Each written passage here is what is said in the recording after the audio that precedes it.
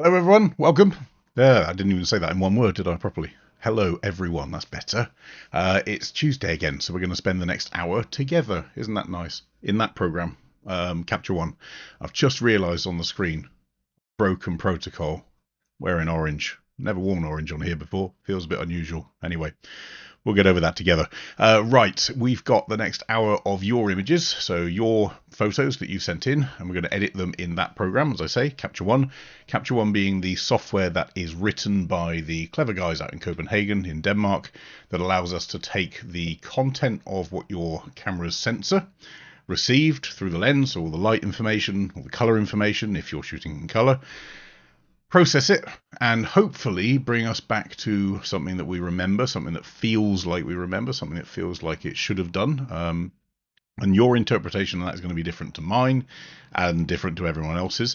But this session is to hopefully fix some of the challenges that you sent in over the last week in uploading your files, and we'll try and fix as many as we can, and or look at different ways of doing things, because there's a few on here today where there might be other tools that are more suited, but we'll talk about that in a second. Right, for those of you that are live, if you're live, please use the comments box, use the live chat, ask questions, heckle, all the other stuff. Let me know if there's something that I've covered that doesn't make sense. Let me know if there's something that we are missing. Let me know if you've got a better idea. Great. But it means that I'm not just shouting at a screen because I can't see you. All I see is little icons. Speaking of which, so here's the weird one.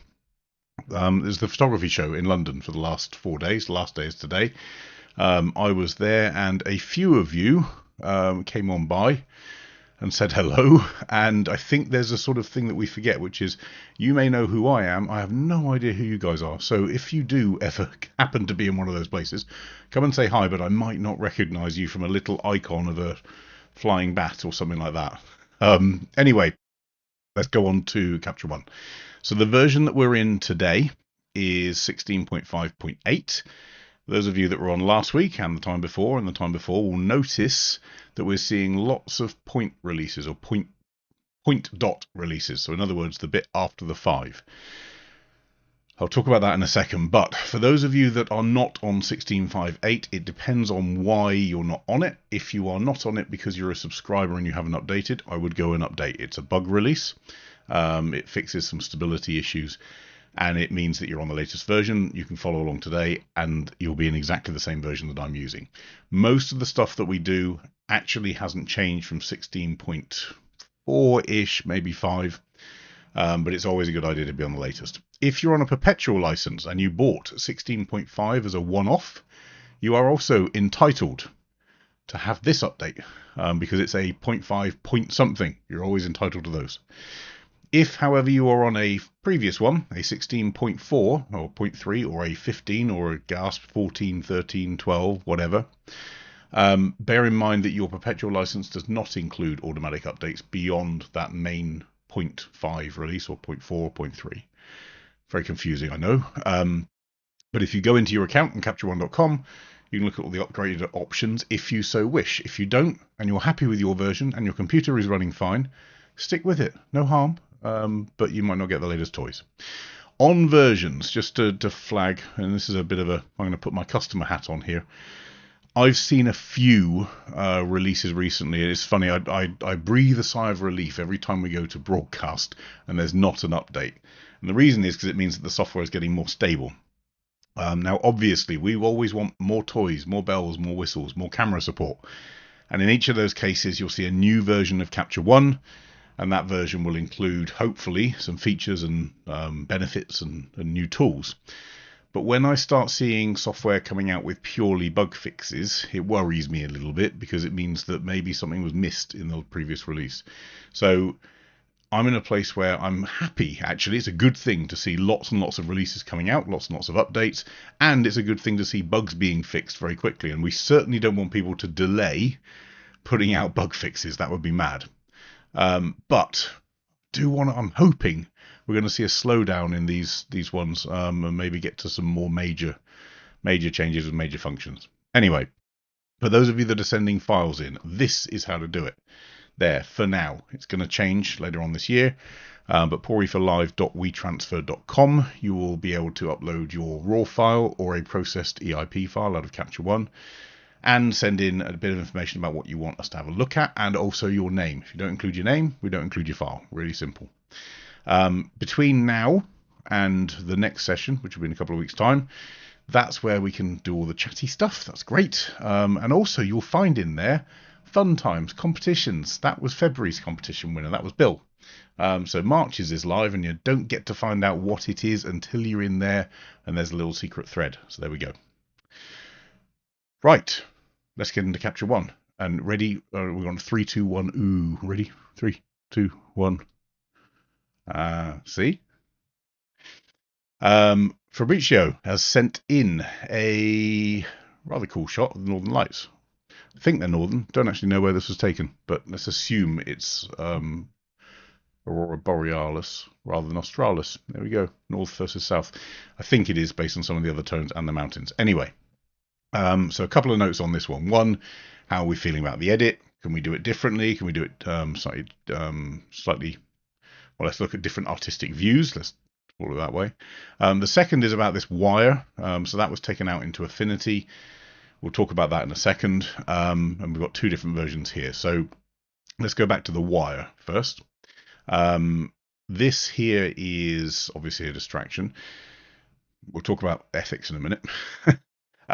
This is a JPEG version that Fabrizio has taken out to Affinity Photo, what we call round tripping. So you edit the raw file in Capture One.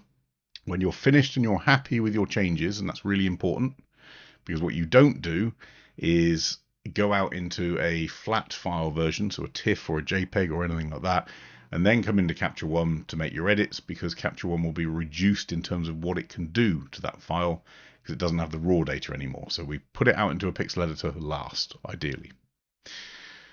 But that pixel editor is very good at removing the wire. I can actually see where the wire was, so it's not great. It's not that good. I can see the line. If you have a look along here, this sort of squiggle, and if I were to put the original, doesn't help that the crop has changed, but the original versus there, you can just about make out where it was.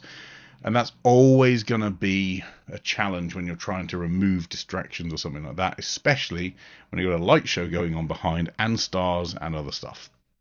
So first off, let's cover the can we versus should we. So can we remove the wire? Yes. Can you remove it in Capture One? Yes. Can you remove it better in a pixel editor? Possibly. We'll cover that in a second. Should we? It depends. If you're submitting this into, in some cases, nature competitions or documentary competitions, no, you should not be removing the wire, because they're actually very strict. And if you look at certain, World Photo Organization, National Geographic, and so on, some of those competitions, they'll want your raw, and they'll want to make sure that you haven't materially altered the shot. And in this case, the wire is there. Whether it's materially altered, don't know. Do I like the wire? No. Do I think it makes it a nice print? No. But just be conscious that you're making an active decision when you remove the wire, that you're taking it away from reality, and you're now creating something that's not reality, unreal. But if we want to get rid of it, a few ways. So first of all, I'm going to clone this variant. And the reason we do a clone is because I want to keep all of Fabrizio's existing edits, just so you're aware. This is the raw. This is the edited version that they've sent in. But I want to make changes, and I want to keep a version that's Fabrizio, so we can refer back to it. So I'm just going to color label this to red. I did that with the minus button on keyboard. So you've got asterisk for yellow, minus for red, plus for green. I can't remember what the blue is. Is it divide? No, it's one of them. Anyway, equals no. Anyway, I like red, minus. If I want to remove these wires, I can use Capture One's healing brush tool. It's not going to be the best tool at doing this, simply because I need to be really careful if we're going to do this. So the healing brush being the one that looks a bit like a band-aid. We've got stars here. Now again, coming on to that reality versus no reality issue, if I start removing things and it starts putting new stars in, or moving stars around and all that sort of stuff, There are some people out there that are going to notice. Trust me, we see them. They're hecklers. They're online image hecklers. But you've just got to make your decision whether you're happy with that. And if you are, then let's go and remove. So I'm going to zoom in here. Use our little healing brush tool. I've set my brush to say 100% opacity, 100% flow. Why? Because I don't want it making a minor change. I don't want it making a semi-transparent change. I want to get rid of what I'm clicking on. Soft edge, because I want it to blend quite nicely, and a relatively small size. I can try and do this by hand with a mouse or a tablet and try and keep on that line, but you can see it's a little difficult. And Capture One is going to pick where to choose from. I would suggest it needs to probably pick from the same sort of line up here, but that's your choice. But this is going to be very tedious doing it that way. So the other option, I click here once at the very beginning. And as long as this is a straight line, I can hold down the Shift key and click here, and it comes across. Now the problem, of course, is this isn't a completely straight line. It bends a little bit because it's a wire. It's got some weight to it. So if I were to look at my mask here, the mask is a straight line. Here it's in the middle. Here it's in the middle. Here the wire's dipping below. And we're seeing the result of that, not perfect. So maybe I go for a thicker brush. Let's go with that. So let's try here. Click once. I'm going to change that origin up there. And now I'm going to click the Shift button again. Nice straight line across here. Now it's done a better job, for sure. But it is visible. You can see that something has been changed. And if I were to do it on the lower one as well, so let's take the low one, just take from there, and then hold down the Shift key. And of course, you do this several times. But it's not great, is it? And the problem is, because of these strands of light, wherever I choose my source from, it's going to get it wrong. So we need something that's going to interpret it a bit better. So it's not about being completely accurate and correct. We've already written that off. We gave that up by saying that we were going to do this. But I want it to look at least realistic. So let's undo all of those things. Remember, in Capture One, you can undo as many things as you want. Press Command and Z or Control Z in Windows. So I'm back to here. I don't have any layers apart from that sky layer that Fabrizio has already built in. And we're going to take this, not to Affinity, I'm going to take this into Photoshop. So I'm going to go to, Edit with Adobe Photoshop.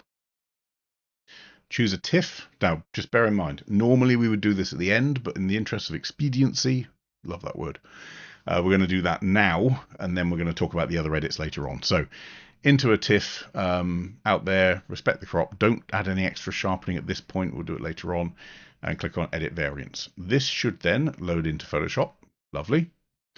And we're going to talk about a couple of little tools that are quite handy. So first one in Photoshop, we've got our normal healing brush tool.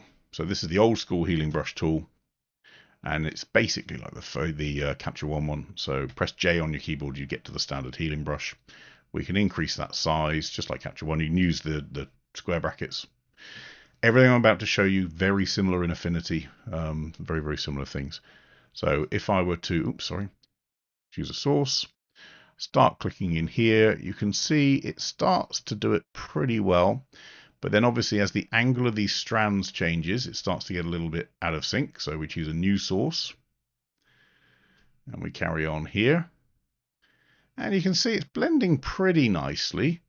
But every now and then we do have to just keep resetting. And there's a second problem here. Oh, that reset was too late. We need to go maybe stop there and choose a new source point. So it's never going to be completely automated this way. But you get the idea, and it will look a little bit better than what Capture One can do. But that's also a pain in the ass, right? So what you've got in Photoshop now is a remove tool. And the remove tool is quite funky because it gives you two options. Well, in fact, let's go one earlier. Originally, we had the remove tool, which just used the content that was in the picture.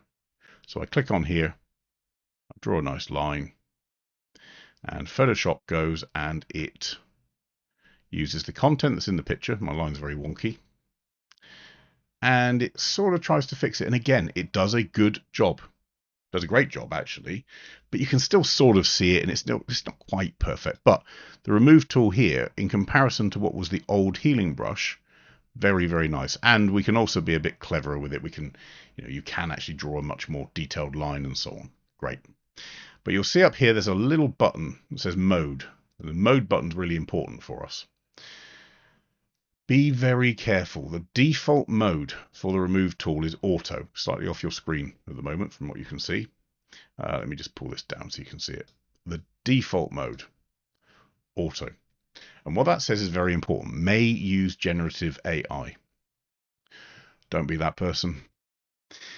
What that's going to do is it's going to ask Adobe and its servers and its cloud servers and whatever to go and create something from all the other stuff that's out there. In other words, take other artists' work and use it to generate something on your picture.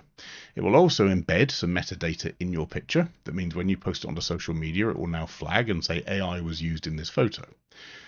As you can probably guess, if you start pushing out photos of the Northern Lights with a flag underneath it that says AI was used in this photo, it's a conversation you're probably not going to want. You can also turn it permanently on. Great. But I would make sure that it is off. And with generative AI off, bear in mind this is not the same as generative fill. So what we're doing, we are not, just to explain, in here, typing in fill this with unicorns and more stars.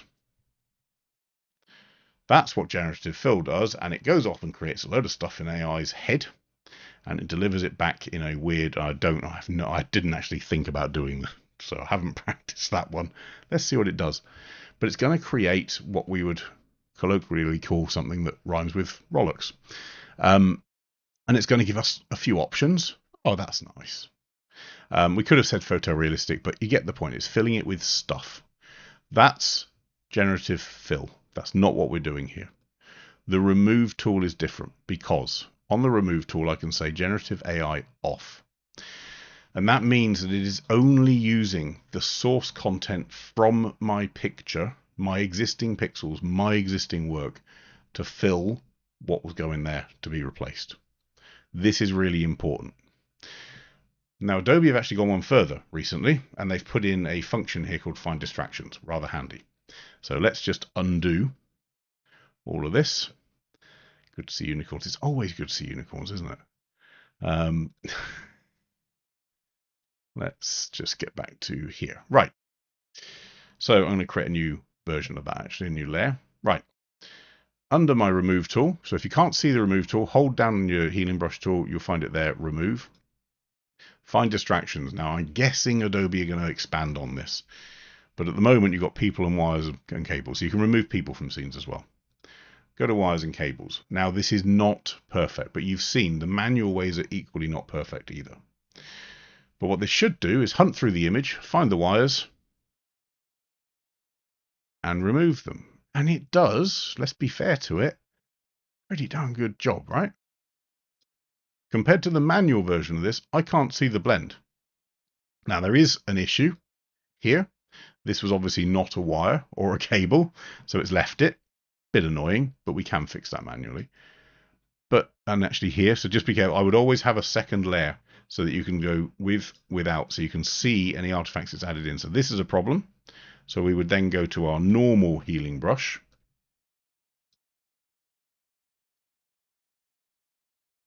Let's just pick a reasonable version there and just sort that out. That was easy.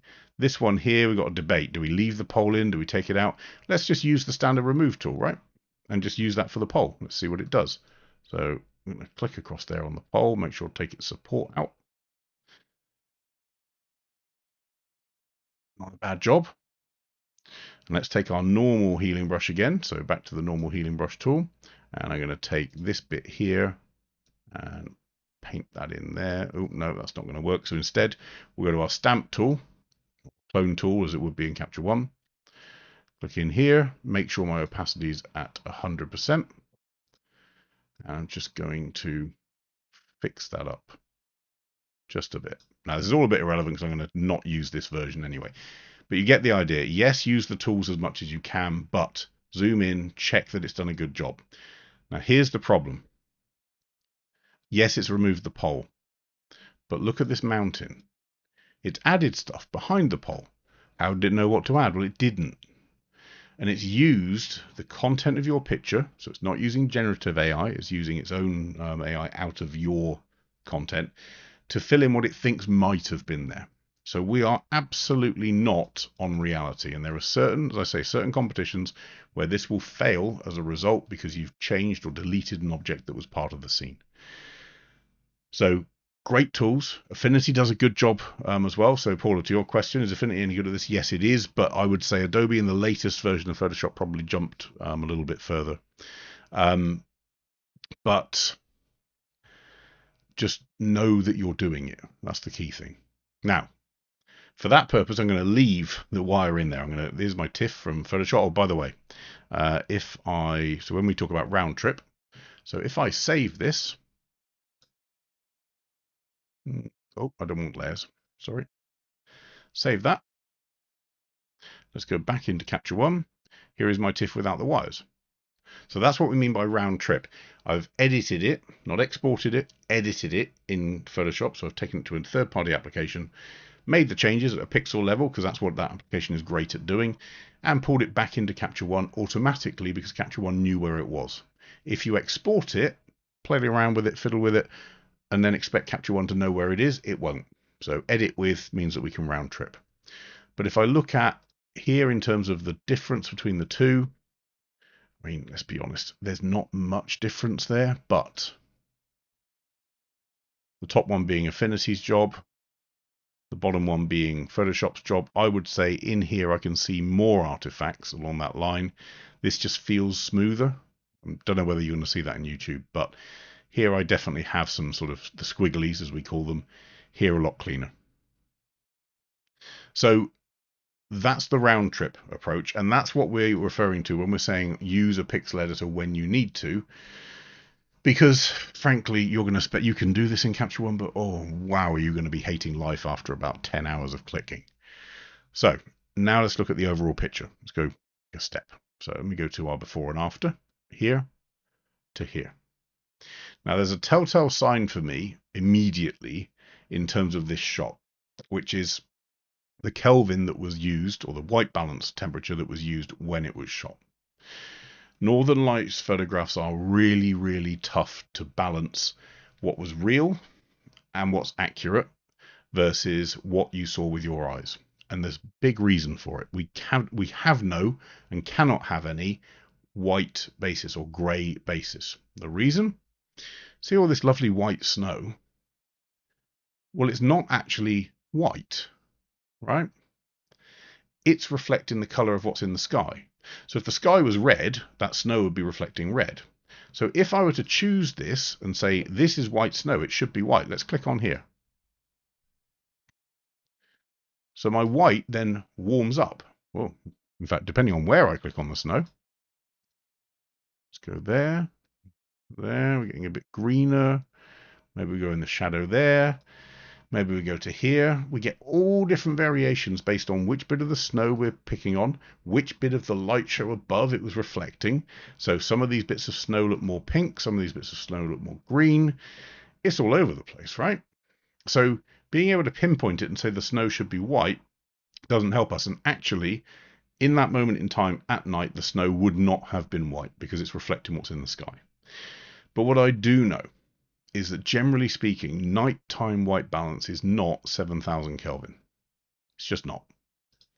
And this was shot at 5,385, almost daylight, with a slight tint on it. If I look at the edit here, it's been moved up to 7183, moved up to be more pink, quite a lot more pink. And I think that was because Fabrizio was worried about this appearing too green. The problem is, it would have been more green than that. And actually, I would argue the night sky is probably a little cooler than this. Having stood and watched hundreds of these shows, it's very rare that the night sky is that warm. Yes, you will get the greens, yes, you'll get the blues, but it's often a lot more cool than that. The problem with making the overall image cool is obviously we start to shift the snow. So what I would do, and this is personal preference, it's not necessarily the right answer. Cool down this top. We've got on here a sky which pulls down the brightness. So Fabrizio's already put in a layer that pulls down the brightness.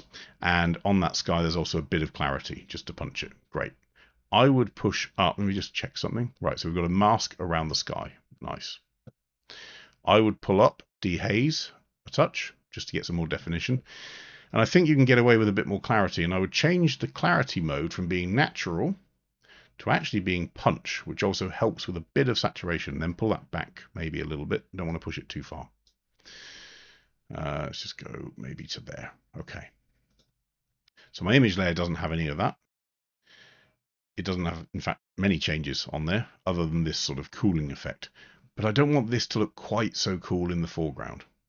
So I'm going to create a new layer, AI brush, and say I want the mountain. Just draw a shape over the mountain. If I press M on my keyboard, I get my mask up and I can see what I'm actually included in that shape.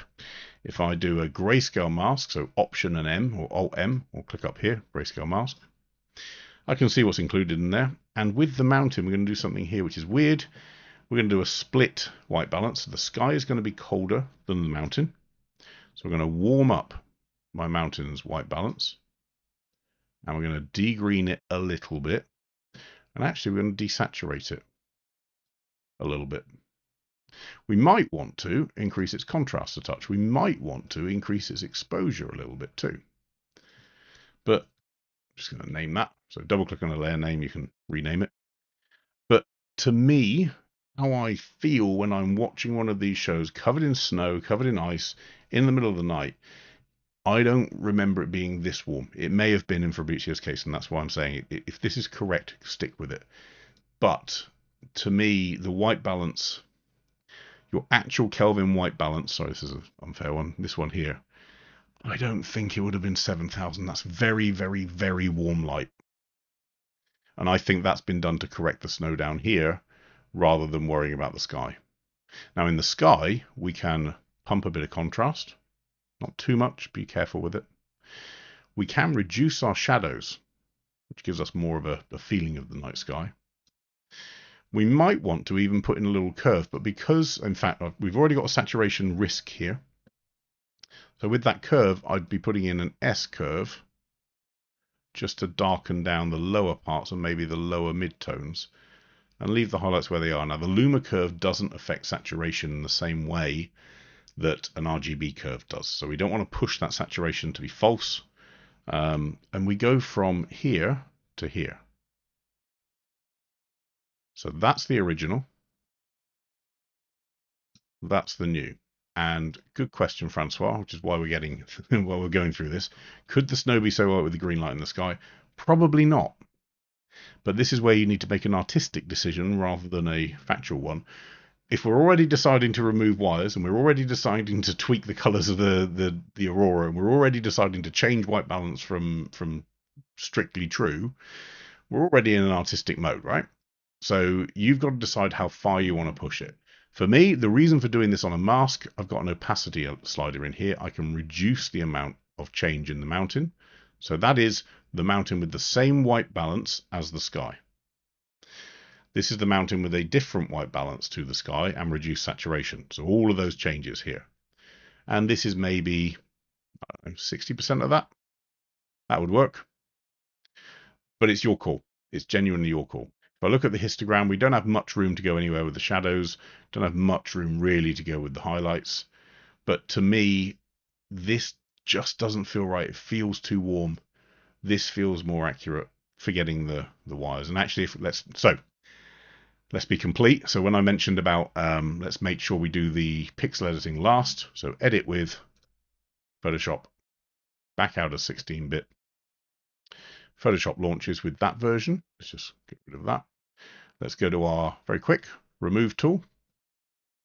Find distractions, wires. In fact, let me just create a new layer first. Find distractions, wires and cables. Let it do its thing. Come on. Tell you what, people complain that Capture One's slow and then, anyway. It's not that slow, is it, compared to other stuff? So we've got, and again, the reason for having a different layer, look, I've got a little bit of a tweak to make there. That's before, that's after. So I might want to just put a tiny little stamp tool or clone tool adjustment there just to neaten that up. Let's just make sure we've got our hard rock edge. Good. And then I saw the other one here, so we're going to use that same remove tool just to remove the post. Good. And then we're going to use that same stamp tool just to clean this up so that we don't have any signs that there was once a wire there. Try and be a little bit random with where you take your sources from. So I'm just using the option button every now and then just to click and choose a different source so it sort of blends in. If you don't have the effect that you wanted out of it, go back to a normal healing brush tool and just do it and it'll blend in nicely. Then we had that other bit down there. So let's just back to a stamp tool. Right. No. Back to a healing brush tool just to blend in. And that'll do. I'm going to save that. I can come out of Photoshop and go back into Capture One. And our TIFF is sat here with the wire removed. Lovely. So nothing wrong with this edit, just to be very, very clear. Nothing wrong with doing this in Affinity. You can do it in Capture One, but I think the call that Fabrizio made to do it in a pixel editor is the right call to get rid of wires, if you want to get rid of the wires. From a toning point of view, do it how you felt. If you were sat there boiling hot in your shorts and t-shirt and it felt like it was a 8,000 Kelvin day or night, and these represent the correct colors to your eyes in the sky, then stick with it. To me, I think that feels more Northern Lights, and feels more like how I've seen. But this is, sorry, didn't mean to make everyone seasick, but that's purely down to your own interpretation. And I wouldn't want ever to be in a place where we are, just a bit of a zoom, where we're dictating what people see and what they felt and what they remember. So that to me works. To others it won't. Completely your call. And then we come on to this final one, which is hidden behind my head. This one here. So similar sort of setup, but one thing to be really careful with in here. Here's the original. Here's the edit. So I like this edit. It's cool. It's interesting. On this one, Fabrizio's cooled it down. But cheeky, Jim, cheeky. I'm aware I'm off-brand right now, but maybe the orange is here to stay. It's not, but yeah, anything that reflects back into that snow, including this shirt, would affect the color of that snow. So just bear in mind, snow is not always white. It is white if it's shone on with neutral white light. If it's shone on with a different color, it's going to get that color back. So this one's been cooled down, which is what I would have done. But here is my problem. These colors here have been pushed a bit too far, a bit too saturated. And if I pull my slider here, so you see that before we've got a nice smooth transition. Here it's a bit too binary. It's gone a bit too almost putrid sort of thing. Ooh, it's not a nice word. Anyway, it's just too much basically. So I'm in a place of trying to work out what's caused that. So let's just turn off each of these layers. So sky layer there does have some effect. This one also does. So it's these two layers. So let's look at what they're doing. This one is pulling down highlights, so it's correcting highlights. That's having not much of an effect there. Have we got any color tools going on? Ah, yeah. So we've got a green. And it's boosted the saturation of the green. So if I were to turn that off, yeah, you see, without, smooth transition. With, no. Paula, what curve was used? I'm guessing this was auto, which is film standard. Let's just have a look. Yeah, auto, which is the same as film standard.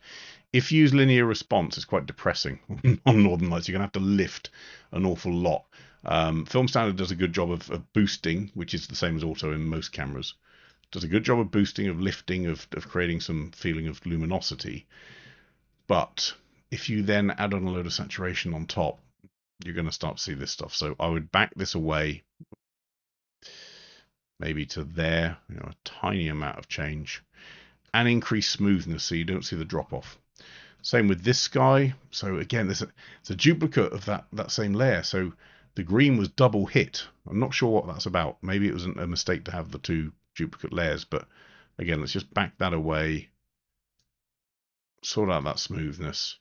And if you look at, oops, sorry, I'm destined to make you all feel a little bit seasick today with mouse movements. But if I look at there,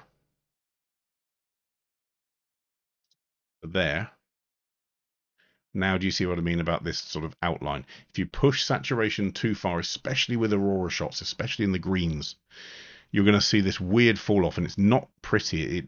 You know, you've got this smudge of green, and then there's literally a line, and then a light area behind. This is much more natural and closer to the original. Now, what I would say in this has lost some of its glow. And in terms of why, well, it's this highlight recovery here. And is there any curve in there? No, it's purely highlight recovery and a bit of clarity. So again, on this one, they're minor changes, but I would be tempted to back away that clarity a little bit. Maybe use some dehaze instead if you want to really push it. Same with this one. Back away that clarity. I'm going to leave the dehaze where it was. I don't want to double it down. I'm not sure why we've got the two layers, but you know, we do. But to me, that just, I mean, this just feels more accurate. This feels like it's been punched just a little bit too much. We've also got quite a lot of lean, quite a lot of keystone going on here, so it's your call. But typically when you're shooting up to the sky, you're seeing things with a weird perspective distortion. You might want to keystone that a little bit differently. Let's try. I don't think Capture One's going to do this, but let's try an auto keystone. No, it's got nothing that it can hang its hat to. So instead, we're going to do it manually. I'm just going to do a small alteration just to try and pull those mountains a little bit more upright. It does mean that we lose some of the sky. I'm just going to make sure that our horizon is level. Around there. And then maybe you go for a different crop aspect. So maybe we go 3x4, which would give us something along these lines. So we go from that, we get to there. That to me just feels a bit more powerful, a little less leaning. It's still leaning a little bit, but this just feels a bit more natural, a bit more glowy than this one, which just feels a bit too fluorescent, a bit too luminous. So I would be there, and I would be there. Let's just get rid of that one. So those two, that's where I'd get to with those two, which is different to this original.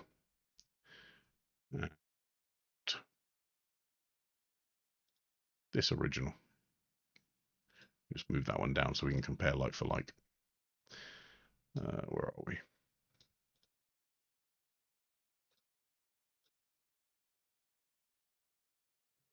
So we go from here to this, personal taste. Here to this, again, personal taste. But use the right program to delete things and edit things. And some of these programs are great at doing it now. Don't push colors too far, because you can see when they've been pushed too far, they've just become obvious in that sense. Especially when I look at these two. And again, to reiterate, look at this area here. This is just too much. This is probably on the edge as well, but you know, it's certainly better out of the two. But yeah, very good. Nice photos. We like those. Let's have a look at Simon's shot. So funnily enough, I put this one in very quickly. There's not much we're going to do with this shot, but it's the same discussion. So first off, we're going to do our edits very quickly in Capture One. So a couple things. Number one, we could do some keystone correction. Okay, great. Number two, we might want to look at our histogram here. We could lift a couple of bits. So there's an exposure pull down. This is the original. This is the new. I find the new a bit flat compared to the original. I think I actually prefer the contrast in the original. So all I'm going to suggest we do is just, in fact, let's just undo that and create a new clone. So I'm going to redo that keystone correction. And with our new version, I'm going to stop quite so much exposure correction and reduce our shadow pull down. So we go from there to there. This just feels a bit more lifelike. Whether we push it down or up further than that, and in fact, the keystone is not quite right. You notice that? So the auto keystone, yes, you can use it, but check that it's right first. And because it's not, in this case, or certainly not relative to the architecture, I'm going to do it manually. So we're going to choose a little gap there. You notice this little change that happened recently. We can now see where the actual point of the keystone is going to through a magnifier, which is long awaited and very happy. Apply that. That's correct keystone. So I'm not sure what Capture One misinterpreted when it did the auto, but don't just click on the auto button and hope. Check that it is actually correct. Let's go to our crop tool, and let's say it was 3x4 again. We're going to go from there up to there. Where do we go for the center? Ooh, interesting. So if we want these to be centered, it's possibly around there. Okay. And the issue that we have, so the note that came through, so Simon's saying, I've got some lens spots here and Capture One can't get rid of them. So right click, edit with, Photoshop. The reason being, these lens spots are not just a simple lens spot. There's data behind it, there's content behind it. We can take this lens spot and we can darken it down. It's actually a flare. I think it's either dust on the lens that's been picked up by the light coming from a different angle, dust on a filter, something like that. But there's something going on there. It's not on the sensor. This is a lens spot. And while we can get rid of dust spots on sensors with one click and Capture One, lens spots are a little more difficult because they don't play by the rules. They've got stuff behind them, which is more difficult to manage. So I'm going to duplicate this layer. And we're going to use that same tool. So the remove tool. Unfortunately, this is neither a wire and cable, nor is it people. So we've got to use our remove tool. Make sure this one is off. Well, you don't have to, but I'll disown you. Remove that. Thank you very much. This one's probably going to be a bit more difficult, actually. Not so sure about this one. So what do we get there? Oh, no. Pretty good. There's a little, again, always check in here. There's a little bit of a fail there, right? That's not quite right. This is correct here. This is not. So this is where a pixel editor is going to help you, because I want to take effectively this across to here. In Capture One, if I do that, it's going to literally take that content and heal it or clone it across to here with the exact same pixels. But I want to reverse them. They need to be symmetrical. So let's choose that bit, copy and paste. I'm going to transform it and say, make it 100% the opposite in width. And I'm going to place it here. Now, this is not going to work perfectly. I know that. But it is going to allow me to cheat it a little bit. And again, we're going through the same process mentally. We are changing this image from reality. Reality is there were some lens spots there. But that's not going to make for a very nice picture in this case. And if this is a once in a lifetime place, which I think Simon mentioned it was, we might need to be a bit sensitive to that. So I now have an extra bit of the opposite bridge over here. Be careful with light and reflections and all the other stuff.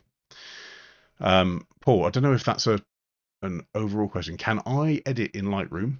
Yes, if that's an existential thing, yes, I can. I am able to edit in Lightroom. Can you edit this stuff in Lightroom?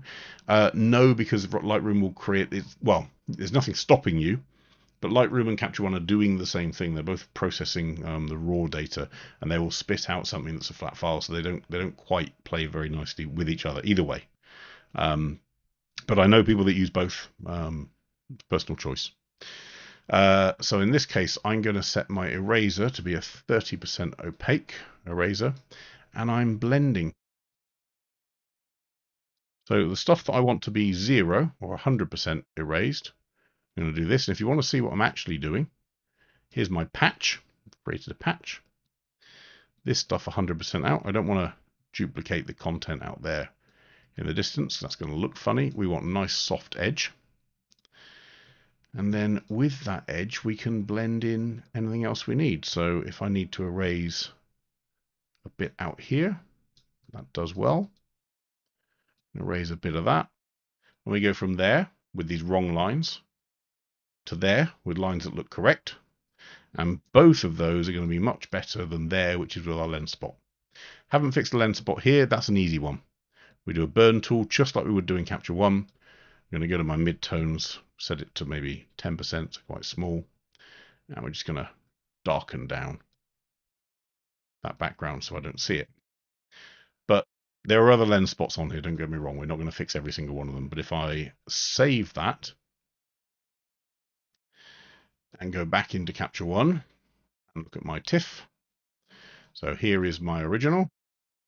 There is the one with the lens flares fixed. Actually pretty quick when you're using the right tools. And in this case, it's not a tool for a raw process. It's not a task for a raw processor. It's a task for a pixel editing tool. Whether that's Photoshop, whether that's Affinity, whether that's Microsoft Paint, I don't care, but it's probably going to be easier painting pixels and merging stuff than what it is trying to use big generic tools that are there to fix a more global problem than something specific. But that, to me, looks pretty convincing. There's no lens flare there anymore. There is there. And this Keystone issue, please, just, yes, the auto tools are wonderful. And 9 times out of 10, they work great. But check them. Make sure they do. Same with the wire removal that I just showed you on the Northern Lights. Check close up. Has it actually done it? Is it correct? Has it created something that's more of a mess? In this case, has the auto Keystone worked? No, it didn't. So be careful with that. Okay, let's move on. Georg, right. One thing I just want to flag on here. Georg, I'm so sorry. We don't have the original file from this. This was sent through a long time ago. And you'll see up here a flag that says offline. Now, luckily, because we create big previews whenever we import things, I can still edit this and show you. But this file, the raw file in here is missing. So we're not able to export it as a full file. But I did want to pick up on one thing in here in this file. So there is our before. There is our after. Remember what I said about the Northern Lights. If you push contrast too far, push saturation too far in that case, you get these hard lines around detail and around transitions. Look here. Ouch. There's our original. Look at all this lovely detail. And it's been pushed just too hard. And that push has come from this huge levels change, and it's massive. You're taking something that was 159 out of 255. So in other words, something that was just under, actually 2/3 of the way to white, and you've made it white. And then 13, so stuff that was pretty dark, you've made it completely black. And then weirdly lifted the shadows to see more of them, and lifted the black to see more of them. Well, you could not do that, and it would have the same effect. So first thing, let's just clone this variant, and I'm going to reset the levels tool. There's all our detail back instantly. Now, I think the reason that it was done is you wanted to lift the image from here, quite flat, to here. Well, lifting the image, we don't need to stretch the histogram always. What we've got to do sometimes is protect the extremities, but maybe put in a little bit of an S-curve. And this is one where Paula asked a question earlier about curve being used. If we were to use the linear response curve, it would be even flatter. So if the goal is to lift the image and make it more contrasty, linear response is the opposite of what we need. Just don't use the other tools to push it too far on top of that. But in this case, we use a Luma curve, and we're going to darken down the shadows a little bit, and we're going to lighten up the upper midtones a little bit, but we're not affecting this floor. And then we can, if we want to, we can use the brightness slider to lift it. But again, I'm not hurting this floor. And if I am hurting the floor a little bit, I can always use highlights just to pull back a little bit more detail. But if I look at this and look at that, that makes my eyes bleed. That one doesn't. It's that simple. If we've got big areas, if I put the exposure warning on, big areas of solid red on our exposure warning, and my exposure warning, by the way, one thing I would always get people to do, under your exposure tab in your preferences, don't set this down here. There's no point. At 249, your channels aren't clipped. At 255, they are. Have your warning where it's relevant.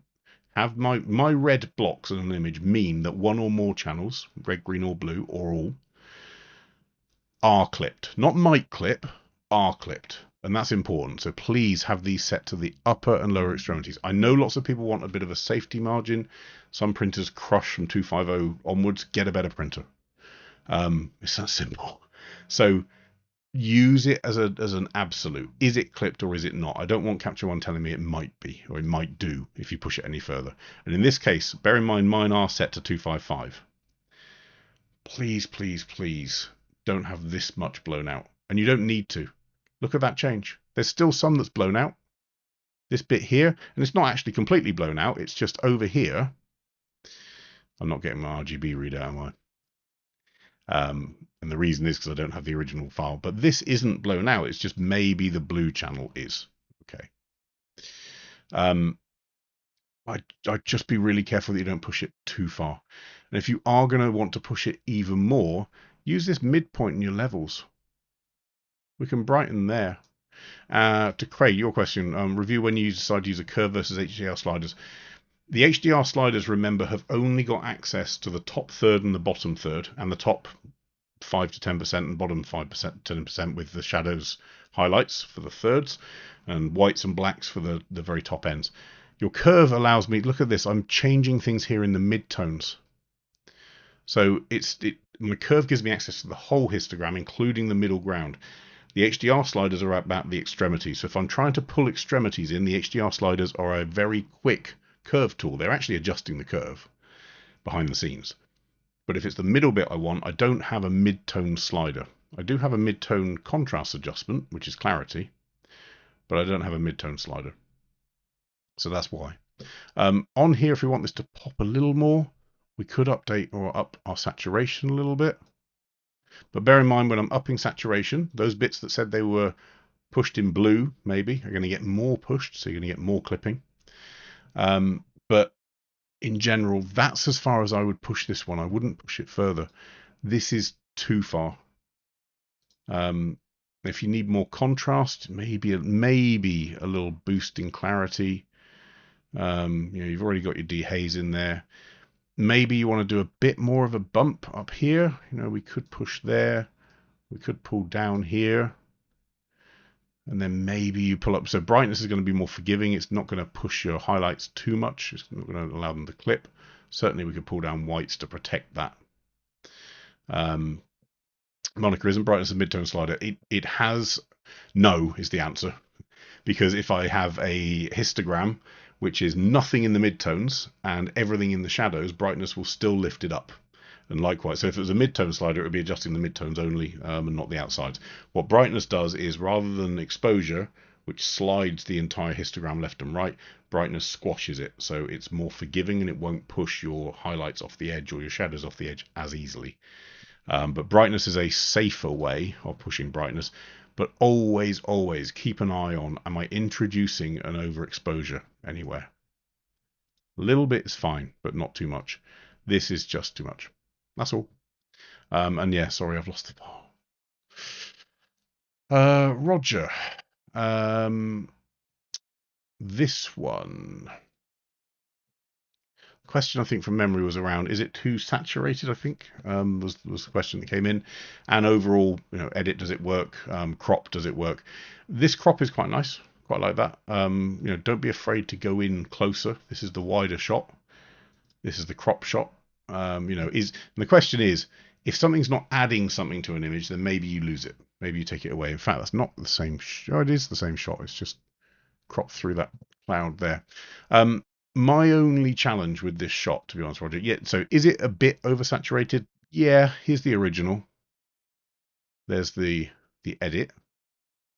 So it's done a couple of good things in here, which is we can see these presumably they're either snow caps or glaciers or whatever. Those lines and those cracks are more defined than in the original. Great. And that's probably coming from, there we go, a huge amount of clarity and quite a bit of structure as well. But my problem with it, and it goes back to, funnily enough, what we were talking about originally with Fabrizio's Northern Lights shot, we're starting to affect the color of neutral things. I don't know if you can pick, or I don't know if you picked this up originally, but when I first saw it, all I saw was blue rocks. And now I've said that, you won't be able to unsee them. These rocks are not blue, they are brown. The shadow in them is blue light, it's cold light for sure. But in doing what's been done here, I'm not sure whether it comes from a color editor or whether it just comes from white balance. It's possibly just white balance because there's no changes there. What is pushing it? Maybe it's the shadow. Okay, let's create a new clone of this because I just want to correct. Yeah, it's the lifting, it's the contrast and this saturation here. So is the saturation too much? In the foreground, not so much. In the background, yes. The cropping wise, does something add to an image or does it take away? And then the challenge is there is something in the middle, which is, does it do neither? If it's doing neither, it's probably taking away. So you only want things that add to the image. If all this extra foliage isn't adding, maybe crop it out. I'm not a huge fan of cropping half clouds, I have to say. I'd almost rather we heal that one out and make it a bit neater. But overall, let's just do this a bit more calm. So let's pull down our contrast a little bit, pull down our exposure a little bit, and definitely pull down our saturation a touch. Now, because we have got this lifting here, and some of it is through highlight recovery, some of it is through this shadow lift, some of it is through this RGB shift in the levels. So we've stretched, just like Georg's picture just now, we've stretched the histogram. But because you've got this peak of blue here, you notice how these aren't equal. The blue here, as I pull my levels closer to it, it's going to affect the blue more than it's affecting the green. And it's going to do that more than it's affecting the red. It's going to be lifting those up to higher levels. And this here, you see how you're getting this sort of washout look? We don't need to stretch it. I don't think it's necessary. So I would be relaxed about that one. There is no color editor from what I can see in here. So nothing's affecting it there. This is a lot of clarity and it's a lot of structure. So I'm just going to back those away. And then I'd be in a place of use some masks. So let's put a little AI mask purely on the mountains. Need a bit more of those spikes. And to make sure that it's nice and neat and not leaving any odd bits out, I'm going to go to my grayscale mask. I'm going to go to refine. And I want to just make sure that it's blending that mask in quite nicely. And then with that mountain, I'm going to warm it up. Get rid of all the green. So maybe we go to about there. And actually what we can do is desaturate it a touch. We can get to there, maybe. We could add in some contrast just on the mountain. Now look, the shadows are starting to turn blue. We've got a color balance tool here that can undo that or counter it. So with my shadows, I can make them slightly warmer. We could also desaturate them a little bit too, just in the shadows. But actually, if we want to, what's the point? If we want the shadows to be warmer and more, let's say, slightly more yellowy orange to there, we could also darken those shadows a touch. Don't know, maybe that's a bit too much. But we can get to maybe there. I can also dehaze, and this is a perfect example of where dehaze comes in. So I can click on this as a shadow tone, and we can start to use it to get rid of that bluey haze. You see it's picked on the blue because I picked on it. We can choose maybe this tone over here, maybe a darker one. No, it's probably around here that we need to pick it from. But that's giving me something that's maybe a bit more, I don't know, natural in terms of the light, with all of the detail, with all the structure. But you know, the issue is just how blue this appears. That's my only concern with it. In terms of the crop, yeah, I would go in for a crop that's slightly tighter. Whether we remove that cloud or not, that's going to be entirely up to you guys. But as a 2x3 crop, you could easily come into there. Maybe even lose some of this big dark block on the right hand side, which I know you'd done before. Whether you come in maybe to there, use this sort of line in from that corner. Does that do it? Maybe. If this is too dark still, well, we can just say this is mountains and this is right hand side. So we can create a simple AI mask just around that one mountain. And with that mountain, we could just lift up shadow. Again, careful with the blue because we've done that. So we're going to just counter that blue, counter the greeniness that it goes to when we do that. You want to keep it still relevant to the previous one. So we might want to put in a bit more contrast in there. And then you can choose how much you want to add. But if let's say we go down to 50% of that, that still feels a little more natural. It's always going to have a little bit of a blue haze on it. It did in the original picture, but it didn't have this much blue haze. That's what we're fixing here. That's all. And maybe back down the saturation a little bit, but I wouldn't worry too much about it. That's not the biggest issue. The issue is this cast, and that's all I'd just try and fix. So, Roger's Mountains, that's it. That's one take on it. Nothing wrong with your take at all, Roger. Just be careful with any cast that's laid into those shadows, especially when you're up to this sort of level here. A lot of HDR sliders will do that. And always go back to the original. Just check that you're not introducing a strange shadow. So here, yes, we're lifting it, but you get the idea. We're keeping roughly the same. I've just noticed this snow has gone a little bit dull. It's probably from the highlight recovery. Obviously, we could fix that. We could create a mask, but for now, that's okay. Georg, just be careful with these pushing these brightness values because you do lose detail. And have a look. Use the exposure warning. Have a look close. Simon, again, so hopefully that helps. It's not going to be a case of being able to easily fix it in Capture One, but that's why we have pixel editors. Auto Keystone, use it, but check it, verify. Same with rotation and angles and horizons, just keep an eye on them. And then Fabrizio, this one, between the two of them, it's your call. Which one feels more accurate? But my gut feel is the cooler views tend to be more accurate to what I remember seeing in the night. If you remember differently, then stick with it. But I would be wary of a white balance at night of the Northern Lights that's 8,000 Kelvin. Seems a bit high. Okay, that's it for today. Isn't that fun? So for uploading files, go there. Send us your stuff. The next editing session will be in 2 weeks' time, which is the 25th. Not next week. Between now and then, go there. Upload your March competition entries. That'll be fun, because the next session in April will announce the winner. You don't get anything, it's just a bit of fun. Between now and then, you can access those masterclasses. Have a look in the description of this video. There's a link to them, and you can download and watch them at will. There's also these pro tips, which will help you with certain tools, things like clarity, things like structure, things like before and after, and healing and cloning. Between now and then, look after yourselves, send us lots of files, and we'll see you later. Cheers, bye.